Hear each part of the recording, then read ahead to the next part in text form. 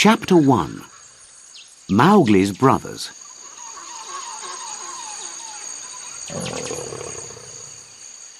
One very warm evening in the Seoni Hills in southern India, Father Wolf woke up from his day's rest. Next to him lay Mother Wolf, with their 4 cubs beside her. "It's time to look for food," said Father Wolf, and he stood up to leave the cave. "Good luck," said a voice. It was the jackal, Tabaqui, who eats everything and anything, even pieces of old clothes from the villages. The wolves of India do not like him, because he runs around making trouble and telling bad stories about them. "Shere Khan, the tiger, is coming to look for food here," said Tabaqui. "He can't," cried Father Wolf. "By the law of the jungle, he must tell us first, before he comes here to hunt." "Shere Khan has a bad leg, so he can kill only cows. In the village near him, the people are angry. That is why he is coming here, to start hunting in a new place. Listen, you can hear him now," said Tabaqui. "He is a stupid animal," said Father Wolf, and he listened to the angry noise of a tiger who has not eaten. "No one will find anything to eat in the jungle now." "But Shere Khan is hunting man, not animal, tonight," said Tabaqui. "The law of the jungle says that animals must not hunt man, because man-killing brings men with guns. Then everybody in the jungle is in danger." Father and Mother Wolf listened to Shere Khan in the jungle not far away. Then, suddenly, they heard a noise much nearer to them. "It's a man. A man's cub. Look," said Father Wolf. And there, in front of them, stood a baby who could just walk. He looked up at Father Wolf and laughed. "Is that a man's cub?" asked Mother Wolf. "I have never seen one. Bring it here." The baby, small and with no clothes, pushed its way between the cubs to get near to Mother Wolf. "Look," she said, "he is taking his meal with the others." "I have heard that this has happened before," said Father Wolf, "but I have never seen it until now. Look at him. He is not afraid." Suddenly, it was dark, and Shere Khan was pushing his great head in through the mouth of the cave. "We are pleased that you visit us, Shere Khan," said Father Wolf, but his eyes were angry. "What do you need?" "I am hunting a man's cub," said Shere Khan. "Its father and mother have run away. Give it to me." Father Wolf knew that Shere Khan could not get inside the cave because he was too big. "The man's cub belongs to us," he said. "The pack, the other wolves and I, will decide If we want to kill him, we will kill him, not you. The man's cub belongs to me. It is I, Shere Khan, who speaks. And Shere Khan's roar filled the cave with noise. No, came the angry voice of Mother Wolf. The man's cub belongs to me. We will not kill him. He will live, to run with the other wolves, to be my son. Now go away, fish killer, eater of cubs, go. Shere Khan went. He knew that he could not fight Mother Wolf in the cave. But I will have this man-cub one day, you thieves, he shouted from the jungle. Do you really want to keep him, Mother? Said Father Wolf. Keep him? Said Mother Wolf. Yes. He came here by night, alone and hungry, but he was not afraid. Yes, I will keep him, and I will call him Mowgli, the frog. But what will the other wolves of the pack say? By the law of the jungle, all wolf cubs must come to the pack when they can walk. The wolves look at the cubs carefully. Then the cubs are free to run anywhere because all the adult wolves know them and will not attack them. When the 4 wolf cubs could run a little, Father Wolf took them and Mowgli and Mother Wolf to the meeting rock. Here, the 100 wolves of the wolf pack met every month when the moon was full. The leader of the pack was Arkela, a great grey wolf. Each new wolf cub came to stand in front of him, and Arkela said, "Look well, O wolves, look well." At the end, Father Wolf pushed Mowgli into the circle of wolves. Then, from the trees outside the circle, they heard the voice of Shere Khan. "The man-cub belongs to me. Give him to me." Arkela did not move, but said only, "Look well. Who speaks for this man-cub? 2 voices, who are not his father and mother, must speak for him." There is only one other animal who can come to these wolf meetings, Baloo, the sleepy brown bear. His job is to teach the law of the jungle to the wolf cubs. "I speak for the man-cub," came Baloo's deep voice. "Let him run with the pack. I myself will teach him."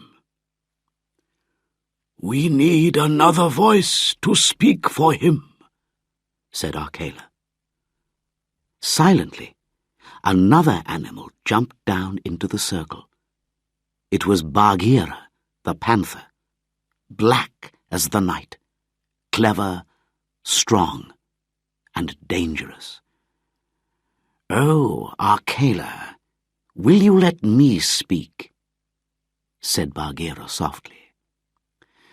"The law of the jungle says it is possible to buy the life of a cub.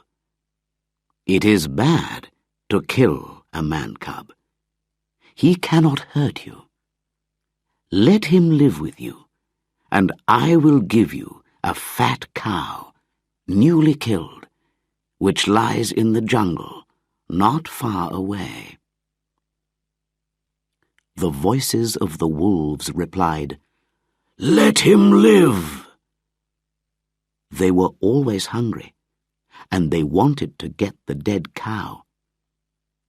Soon they went away, and there were only Arkela, Bagheera, Baloo, and Mowgli's wolf family left.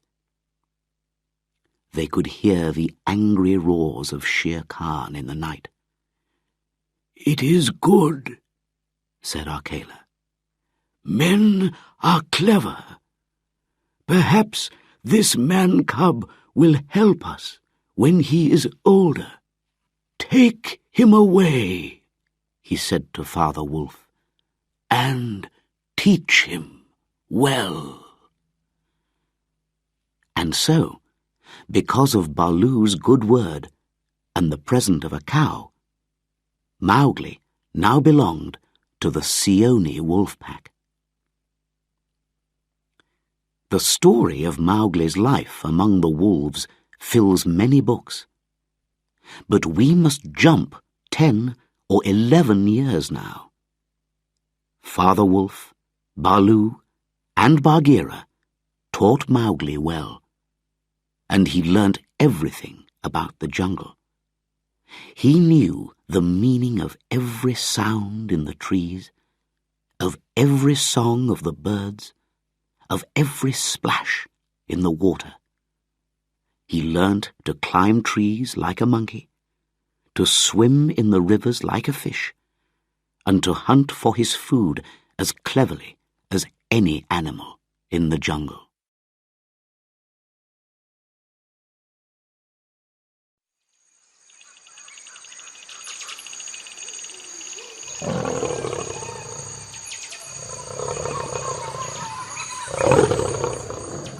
Chapter 2. The Monkey People.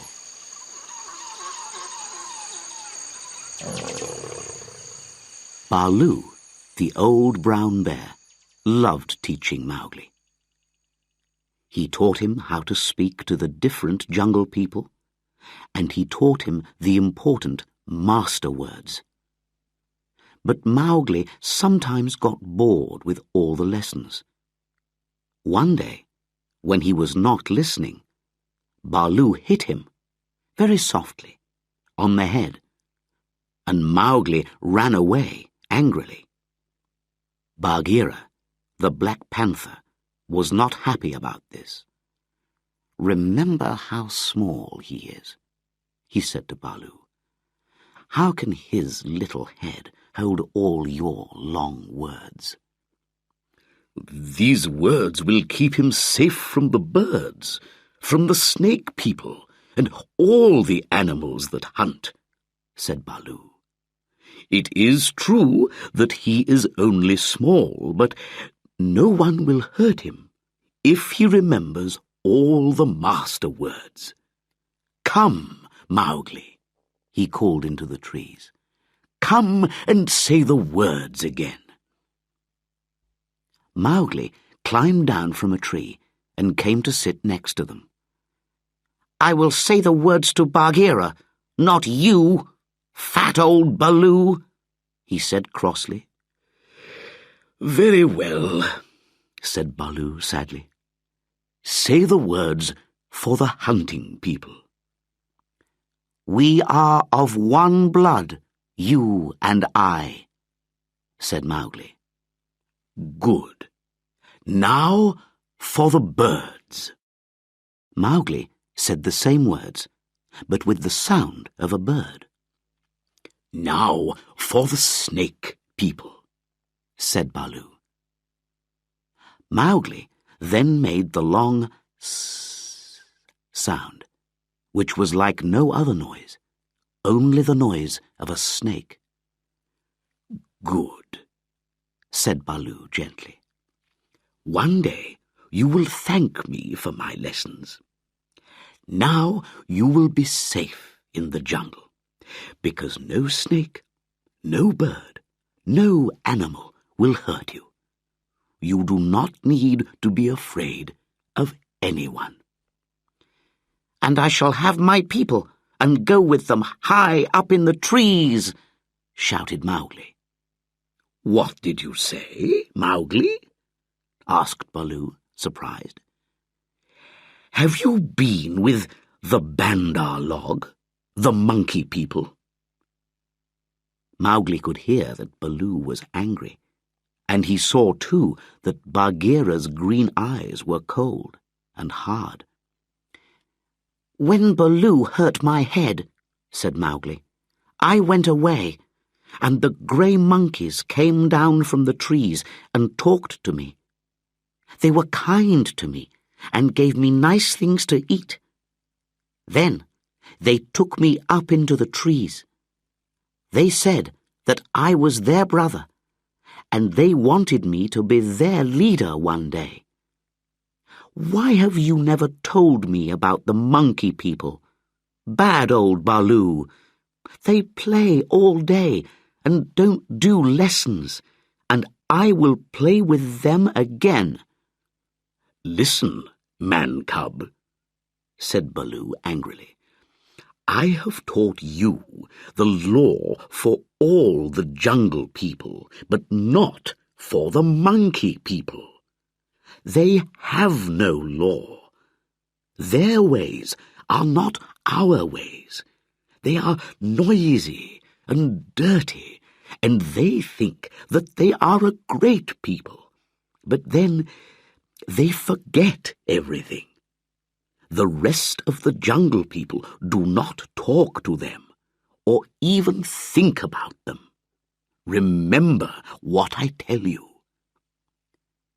Mowgli listened and was sorry. But all this time the Bandar log were above them in the trees, listening and watching. They followed Mowgli and his friends through the jungle until it was time for the midday rest. Mowgli lay between his friends and went to sleep, saying, "I will never talk to or play with the monkey people again." When he woke up, he was high in a tree, and there were hands holding his legs and arms, hard, strong little hands. Down below, Baloo was shouting angrily, and Bagheera was trying to climb up the tree, but he was too heavy for the thin branches.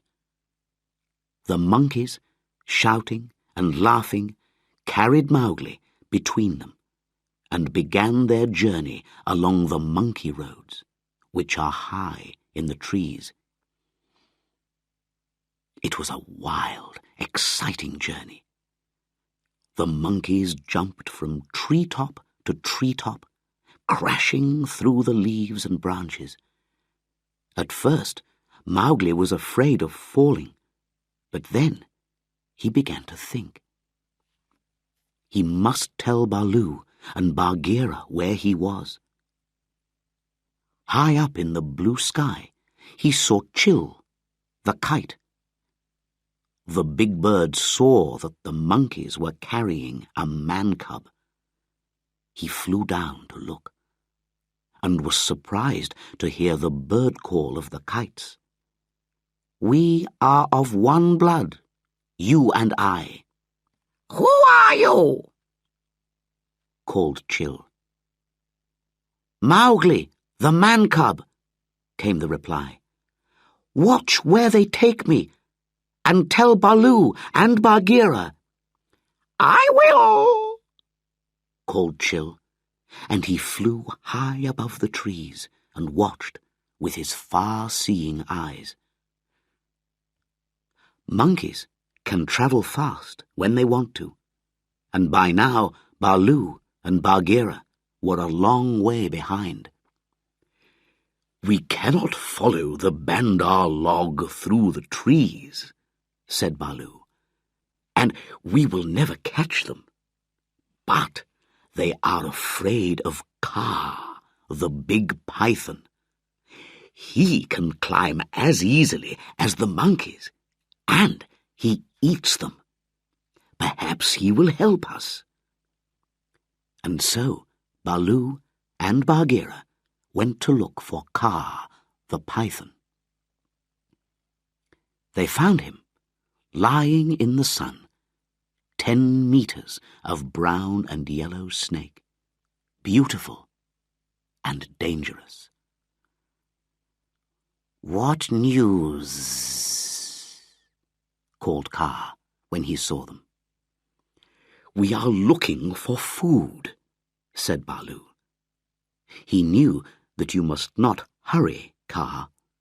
He is too big. "Let me come with you," said Kaa hungrily. "I have not eaten for days." "We are following the Bandar log," said Baloo. "Those noisy, dirty thieves have stolen our man-cub. And we love our man-cub very much, Kaa." "The Bandar log," said Bagheera cleverly, "are very much afraid of you, Kaa. But they say bad things about you, and call you Old Yellow Fish, I hear." "Tss, tss," said Kaa. "I will teach them not to call me bad names. Where did they take your man-cub? They will be tired of him quickly, and that is bad for him." "Up! Up! Look up, Baloo!" Baloo looked up and saw Chill the kite, high in the sky. "What is it?" called Baloo. I have seen Mowgli the man-cub with the Bandar log. He knew the master word. They have taken him to the Monkey City, the lost city. Baloo and Bagheera knew of the Monkey City. Men lived there once, but they left hundreds of years ago. Nobody went there now, only the Bandar log. "We must leave at once," said Bagheera. "It is a long way." "I will come as fast as I can," said Baloo. "But you and Kaa can go faster. I will follow you." The lost city was very old. There were many beautiful buildings, but the walls were broken and full of holes, and there were tall trees in houses that were now open to the sky. The monkey people called the place their city and ran around everywhere, in and out of the empty houses, up and down the fruit trees in the old gardens. Now Mowgli was in their city, and the monkey people were very pleased with themselves. This boy can help us, they said. He can teach us how to make things, because men are clever with their hands. But monkeys make many plans, and always forget them 5 minutes later. When Mowgli arrived in the city, he was tired and hungry. "Bring me food," he said, and 20 or 30 monkeys ran to bring him fruit. But they started fighting and forgot to take any fruit back to Mowgli. Mowgli knew that he was in a bad place. Baloo was right, he thought. The Bandar log have no law, and their ways are not our ways. I must try to get away. Baloo will surely be angry with me, but that is better than life with the Bandar log. But when Mowgli went to the walls of the city, the monkeys pulled him back. You are very happy here, with us. We are great. We are wonderful. We all say so, and so it is true," they shouted. "Don't they ever sleep?" thought Mowgli. He looked up at the sky. "There's a cloud coming over the moon. Perhaps I can run away when it's dark. But I am tired."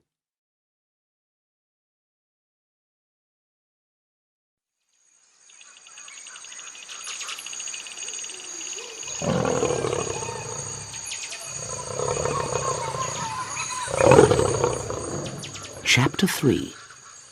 Kaa's Hunting.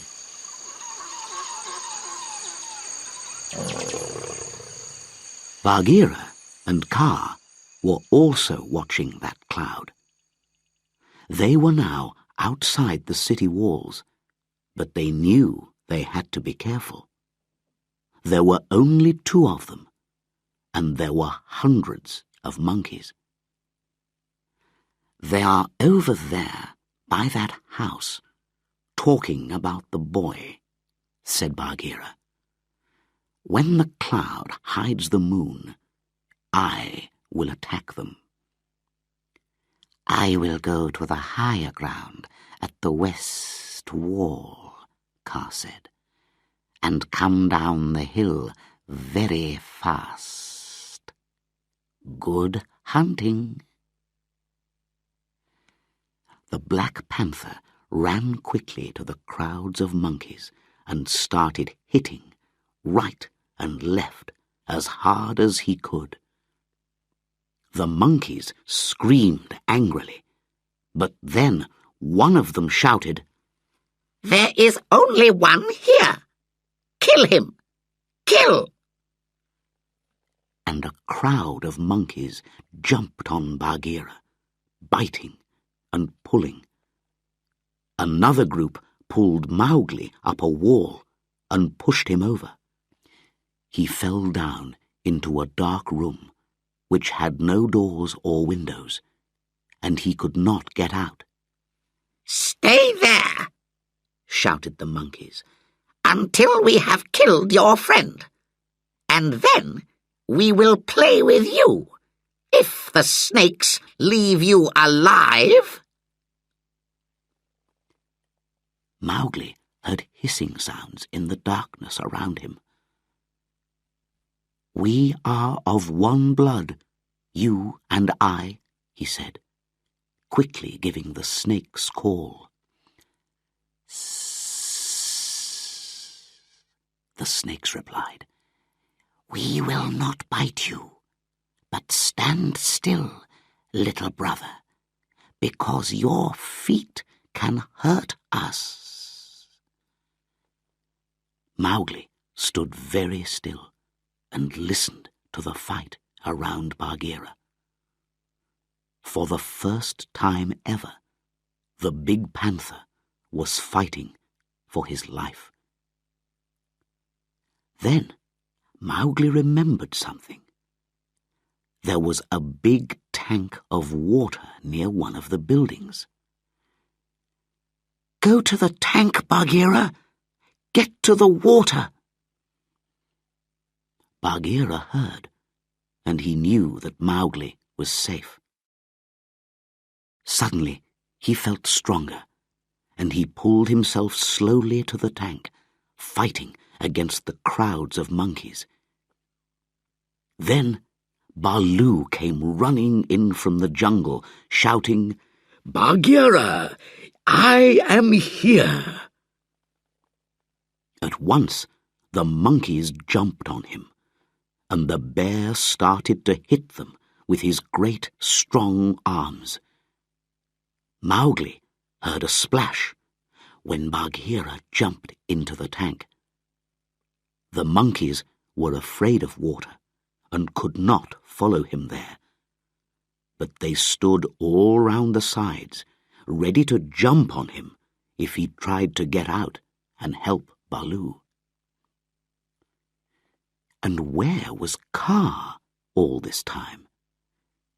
It was a hard climb up to the west wall, and Kaa moved carefully over the stones. Now he came down the hill very quickly, hungry and wanting to kill. Kaa was 10 meters long, heavy and strong. He went silently into the crowd of monkeys around Baloo, and he did not need to hit twice. When they are very young, monkeys are told about Kaa, the silent thief who can kill the strongest monkey.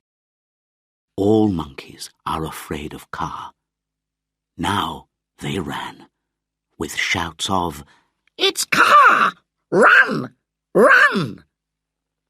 Then Kaa opened his mouth for the first time and spoke one long, hissing word.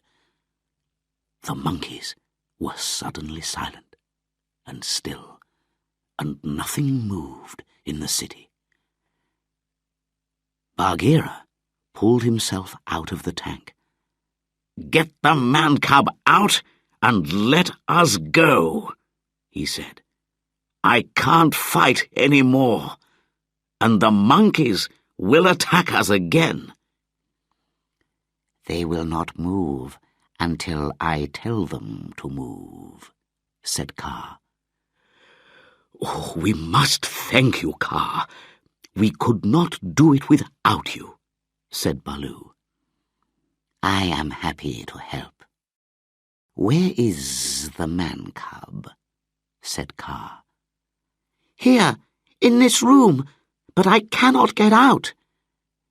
"Take him away," called the snakes around Mowgli. "He dances around too much, and he will stand on us." "Stand back, man-cub," said Kaa. "I will break the wall." With 2 meters of his heavy body off the ground, Kaa hit the wall very hard, 5 or 6 times. A hole opened, and Mowgli jumped quickly through it. He ran and put his arms around Baloo and Bagheera. "Are you hurt?" asked Baloo. "Not much," said Mowgli, "but the Bandar log have hurt you badly, my friends." "It is nothing," said Baloo. "But you must thank Kaa. He has done much for you tonight." Mowgli turned and saw the head of the great python. "So, this is the man-cub," said Kaa. "He is like the Bandar log, but not the same. Be careful, man-cub, that I do not make a mistake when I am hunting monkeys." "We are of one blood, you and I," Mowgli answered. "You have given me my life tonight. When I kill, it will be for you, if you are hungry." "Well spoken," said Baloo. "You are brave, young man," said Kaa, "and you speak well. Now, go with your friends. The moon is going down. You must not see what will happen here next." Kaa went softly out in front of the lines of sitting monkeys and began to dance. His head moved from right to left, and his long body turned this way and that way, making circles that changed every second. Slowly, never hurrying, Kaa danced in front of the monkeys. Baloo and Bagheera stood and could not move. Mowgli watched and did not understand. "Bandar log," said the deep voice of Kaa at last. "Can you move?" "Without a word from you, Kaa, we cannot move." "Come nearer to me," said Kaa. The lines of monkeys came nearer, and Baloo and Bagheera walked forward too. "Nearer," hissed Kaa, and they all moved forward again. Mowgli put his hands on Baloo and Bagheera to get them away, and the two animals woke up. "Keep your hand on me, Mowgli," whispered Bagheera, "or I will go back to Kaa and walk into his mouth." "It's only old Kaa dancing," said Mowgli. "Let us go." And the three of them went away into the jungle. "A python's dance is dangerous to watch," said Baloo. "Even for us. Kaa will have good hunting tonight." "And now, Mowgli," said Bagheera angrily, "Baloo and I have fought hard for you. The monkeys have bitten us, and pulled us, and hit us, and all this, man-cub, was because you played with the Bandar log." "It is true," said Mowgli sadly. "I am a bad man-cub." "The law of the jungle says we must punish you," said Bagheera. Baloo was happy that Mowgli was safe and with them again, but he could not speak against the law. "It is right to punish me," said Mowgli. "I did wrong." Bagheera hit him. Very softly for a panther, but very heavily for a little boy. Mowgli did not cry. "Now," said Bagheera, "jump on my back, little brother, and we will go home." One of the good things about jungle law is that after you are punished, the matter is finished.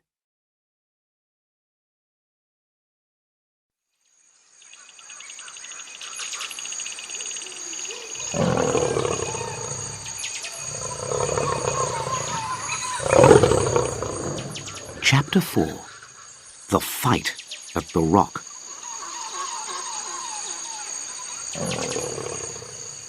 Mowgli always went to the meetings of the wolf pack, and there he learnt something new one day. If he looked hard at any wolf, the wolf could not meet his eyes and looked away. Mowgli thought this was funny. He did not understand that he was different from the wolves. All the jungle people were his friends, but not Shere Khan, of course. Mother Wolf told him that the tiger wanted to kill him. "One day, you must kill Shere Khan. If you don't kill him, he will kill you."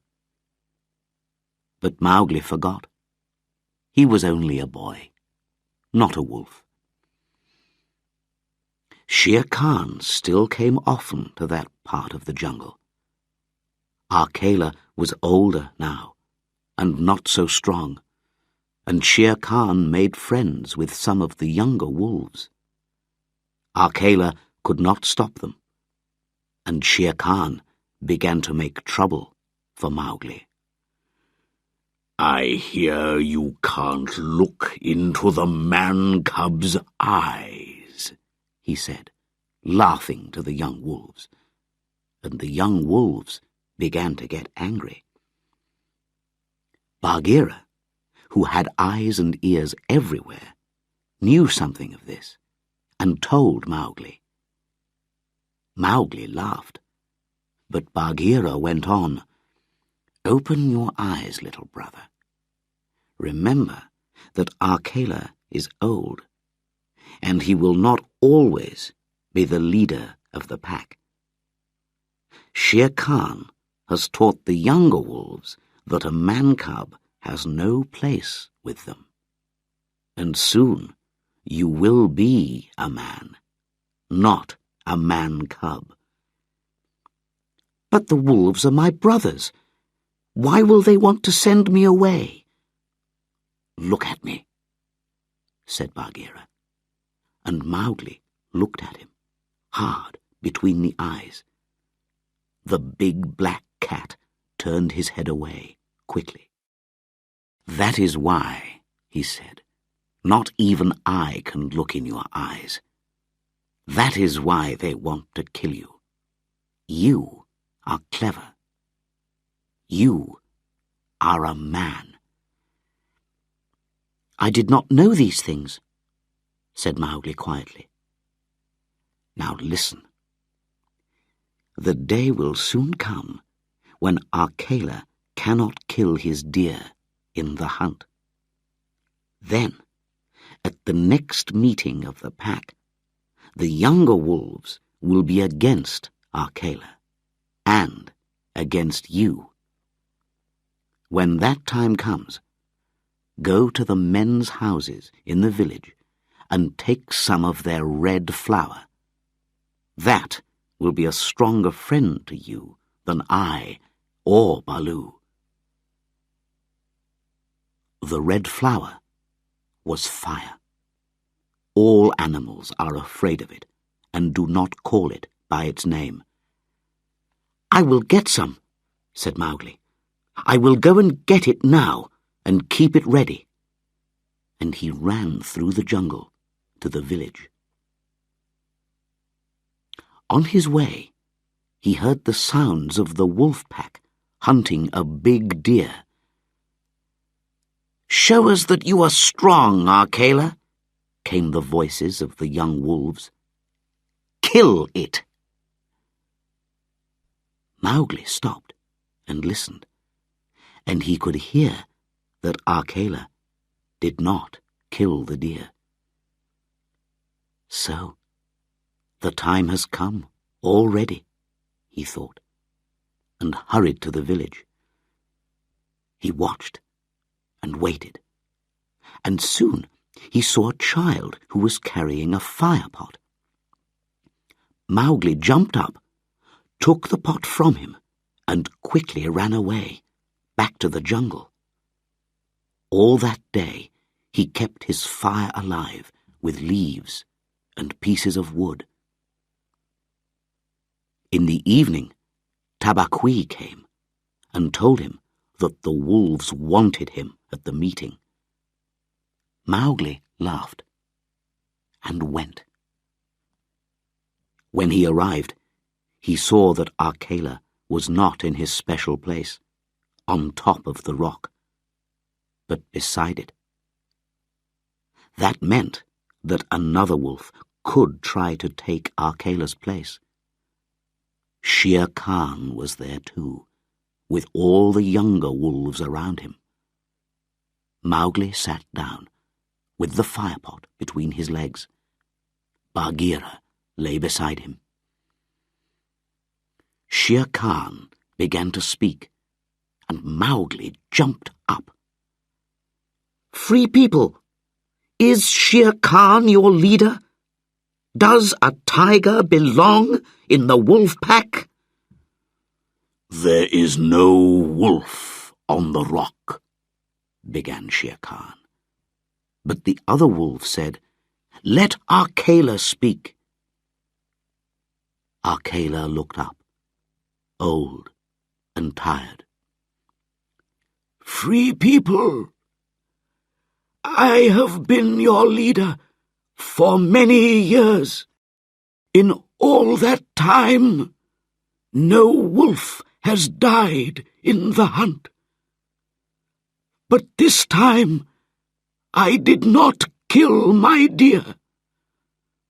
The law of the jungle says that you can kill me now. But the law also says that you must come one by one." No one spoke. Arkela was old, but nobody wanted to fight Arkela alone. Then Shere Khan spoke. "Bah! This old wolf is not important. He will die soon. It is the man-cub who has lived too long. Give him to me." "A man! A man!" cried most of the younger wolves angrily. "A man does not belong in the wolf pack." "Mowgli is our brother," said Arkela. "He has eaten our food. He has slept with us. He has done nothing wrong. Let him go to his own place." "He is a man," cried Shere Khan and most of the wolves. Mowgli stood up, the fire pot in his hands. He was very angry and very sad. "You have said many times that I am a man. I was your brother, but I will not call you my brothers again. I will decide on my life or my death, not you. I am a man, and to show you, I have brought the red flower with me." He dropped the firepot on the ground, and some of the fire fell out. The wolves were very afraid and moved back. Mowgli held a long piece of wood in the fire, and the end began to burn brightly. "You are the leader now," said Bagheera softly. "Help Arkela. He was always your friend." "Good," said Mowgli. He looked at the frightened wolves. "I go from you to my people, the world of men. But first—" and Mowgli went to Shere Khan. "This killer of cows wanted to kill me. This is what men do to killers of cows."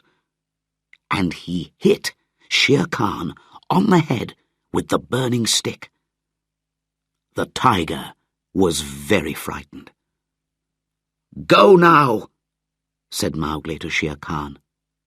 "The next time I come to this rock, it will be with your dead body. I tell you this also, my brothers. You will not kill Arkela, because I do not want that.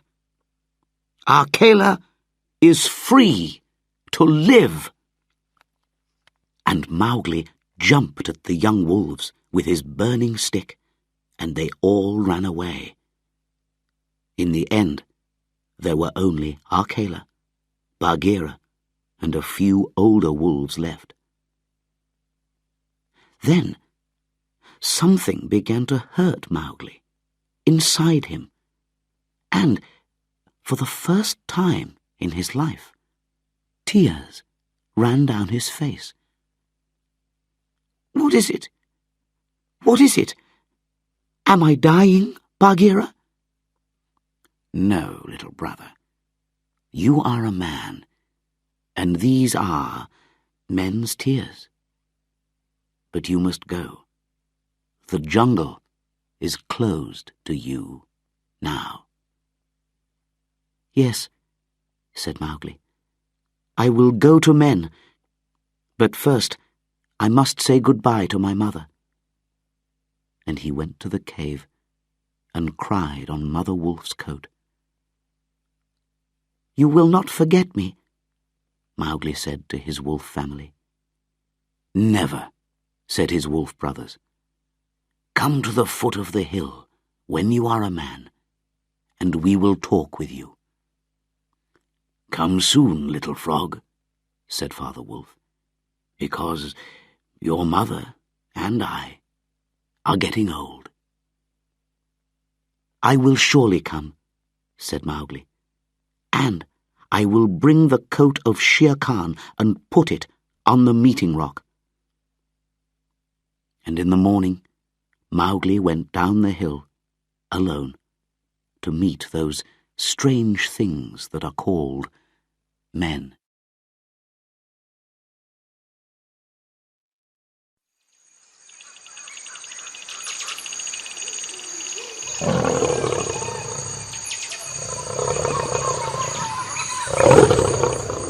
Chapter 5. Tiger, Tiger.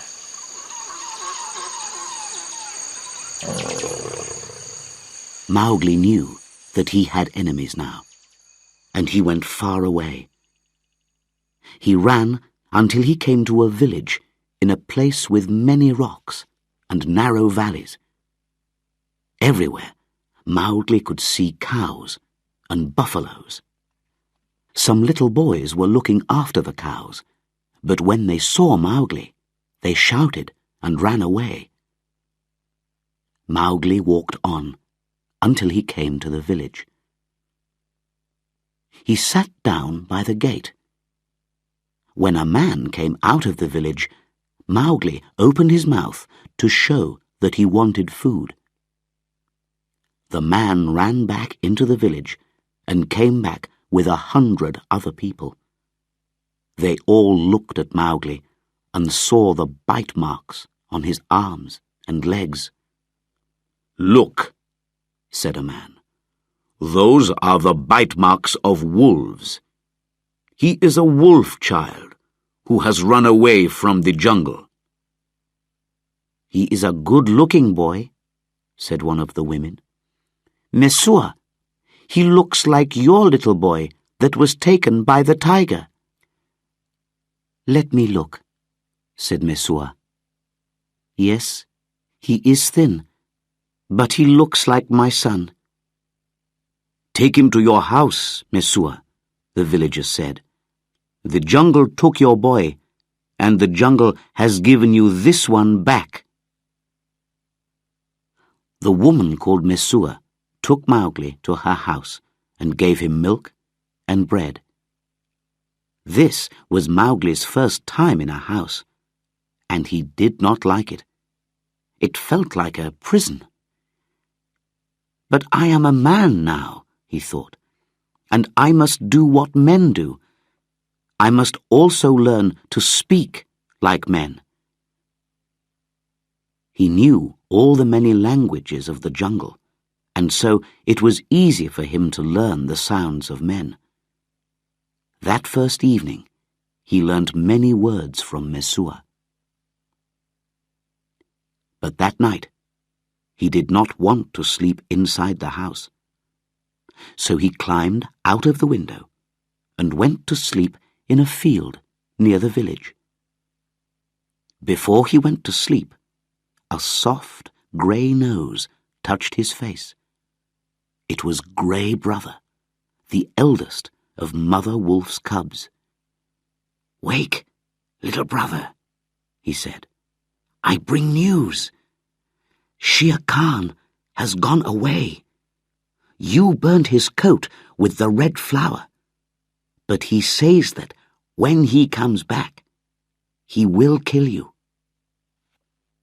"I remember also what I said about Shere Khan," said Mowgli. "But it is good to have news. Will you always bring me news, Grey Brother?" "Yes, little brother.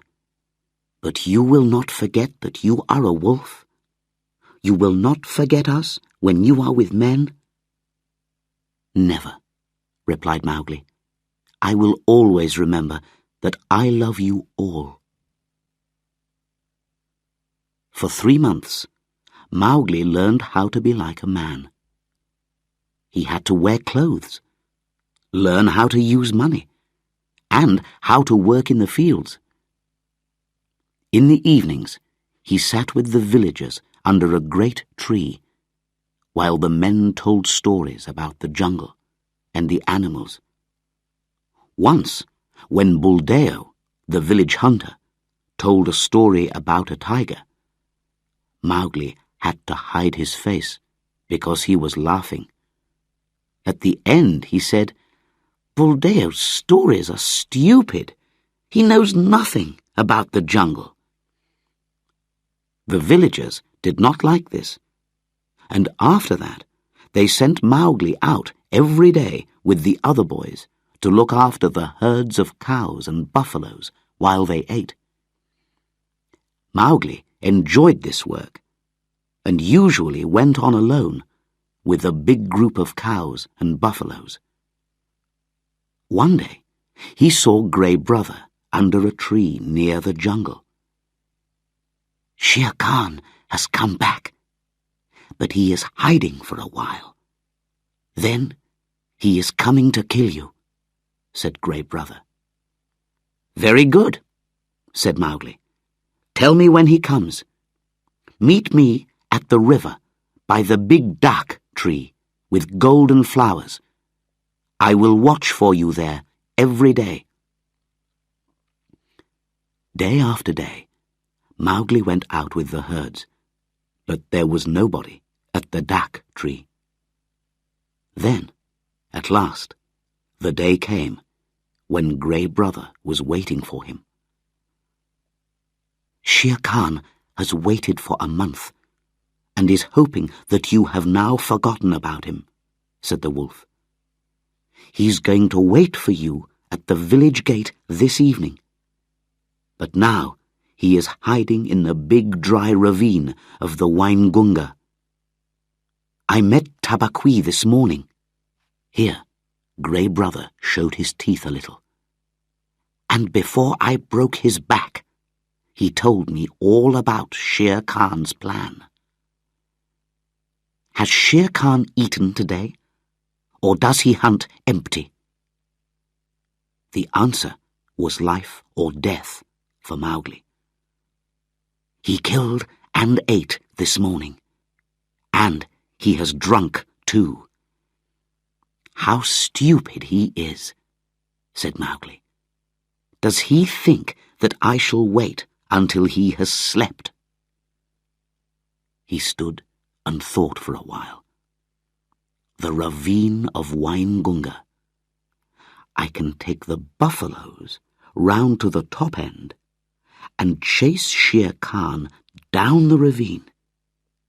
After a meal, he cannot fight or climb easily. But I need a big group of cows at the bottom end of the ravine to stop him escaping. Then we will catch him between the buffaloes and the cows. Can you help me, Grey Brother?" "Not I alone," said Grey Brother, "but I have someone who will help me." And the big grey head of Akela came out from the trees. "Akela, Akela," said Mowgli, "I knew you would not forget me." The two wolves ran here and there among the herd, and soon the cows and buffaloes were in two groups. Already they were getting excited and dangerous. The other herd boys, who were watching a long way away, ran back to the village with the news. "Keep the cows together, Grey Brother," called Mowgli. "Drive them into the bottom end of the ravine and keep them there until we come down. Akela, you and I will take the buffaloes round to the top." They drove the buffaloes round in a big circle uphill. It took a long time because they did not want Shere Khan to hear them. At last, Mowgli was ready. He stopped and shouted down the ravine, "Shere Khan, it is I, Mowgli. It is time for our meeting." Mowgli rode on the back of Rama, the biggest of the buffaloes, and Arkela chased the herd from behind. The buffaloes began to run down the ravine, faster and faster, and the ground shook under their heavy feet. Shere Khan heard the noise and woke up. He knew what it was, and he began to run down the ravine. No tiger can hope to stand against a herd of buffaloes when they are moving fast. He looked for a way to escape, but the ravine was narrow, with high rocky walls. He had to go on, heavy with his dinner and his drink. Then he saw the cows at the bottom of the ravine and turned, but it was too late. He fell under the feet of the buffaloes, and they ran over him like a river running down a mountain. The buffaloes did not stop until they crashed into the herd of cows. Mowgli jumped off Rama's back and shouted to Arkela and Grey Brother, "It is done! Shere Khan is dead! He died the death of a dog, not a fighting tiger." Mowgli took his knife and started to cut the coat from Shere Khan's body. It was hard work. After an hour, Mowgli was still working, when suddenly he felt a hand on his back. It was Buldeo, the village hunter. "Go and look after your buffaloes," he cried angrily. "I will take this tiger's coat. I can sell it for 100 rupees, and you can have 1 rupee for yourself."